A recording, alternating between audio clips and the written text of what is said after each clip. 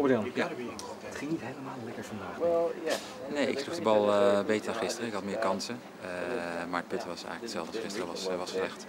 Dus ik kreeg het wel terug naar level par. Maar je weet als je op zeg maar 9 begint, dat je eindigt met een moeilijkere holes, vooral tegen de wind in. En het putten liet me te veel in de steek. Zeg maar. Je moet gewoon een aantal puts maken en dat was niet goed. Dus niet goed genoeg om het weekend te halen. Ik hoor een hoop spelers die klagen over de greens. Ja. Maar het hoort er gewoon toch bij eigenlijk. Nou ja, het is voor iedereen natuurlijk wel hetzelfde, dat zeer zeker.